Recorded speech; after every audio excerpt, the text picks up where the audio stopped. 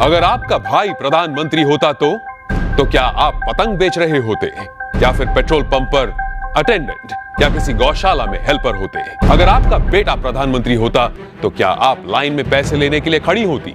जरा सोचिए। मैं विक्रम बजाज फिर एक बार लेकर आया हूं खबरों के पीछे का रिसर्च और सच। इस देश में परिवार में एक बंदा पॉलिटिक्स में जाए तो परिवार में दूर दूर तक सारे के सारे पैसों के ढेर में खिलते हैं।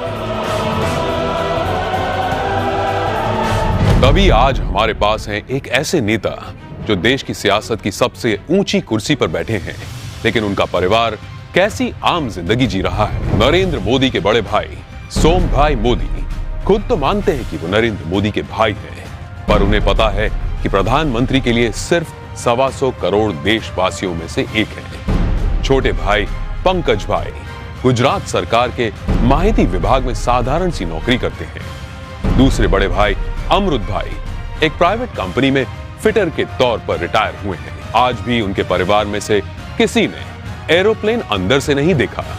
मोदी जी के दूसरे छोटे भाई प्रहलाद मोदी एक फेयर प्राइस शॉप चलाते हैं। उनकी 95 साल की माताजी नोटबंदी के बाद पैसे निकालने के लिए खुद लाइन में खड़ी दिखी थी। अब जब हम छोटे थे तो हमारा गुजारा करने के लिए वे अड़ोस पड़ोस के घरों में बर्तन साफ करना, पानी भरना, मजदूरी करना।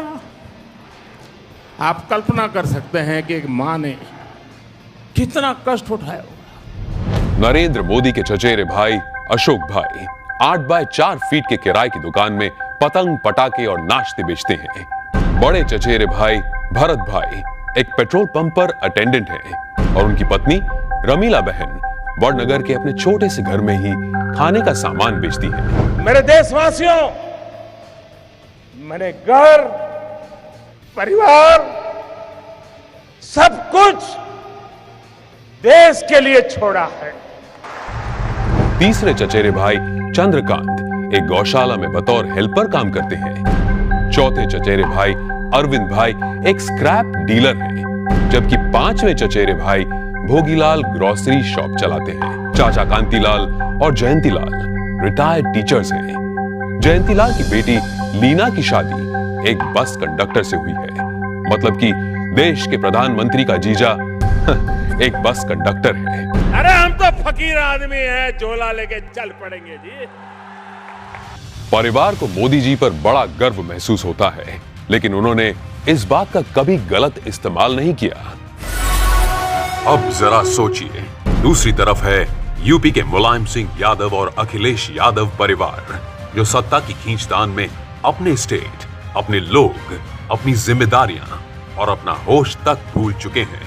गांधी परिवार जिसने अपने परिवारवाद से कितना बड़ा पॉलिटिकल एम्पायर खड़ा किया, और बिहार के लालू प्रसाद भी अरबों खरबों के घोटाले कर अपने खानदान को माला माल करते आए हैं। कश्मीर में भी लोगों का जो होना हो वो हो, लेकिन अब्दुल्ला परिवार के ऐशो आराम में कोई कमी नहीं आई। अब जरा सोचिए, नरेंद्र मोदी ऐसे कैसे प्रधानमंत्री हैं जो इतने बड़े पद पर होने के बावजूद अपने परिवार के लिए कुछ नहीं करते हैं?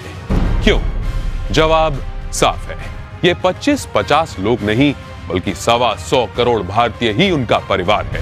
125 करोड़ देशवासियों में एक मोदी होगा, उससे ज्यादा कुछ नहीं हो। अपने आप को पूरी तरह खपा दूं, आहूत कर दूं, तो उससे बड़ा जीवन का आनंद क्या होगा? जरा सोचिए, क्या देश को ऐसा निस्वार्थ प्रधानमंत्री कभी मिला है या तो कभी मिलेगा? ये जरा सोचिए।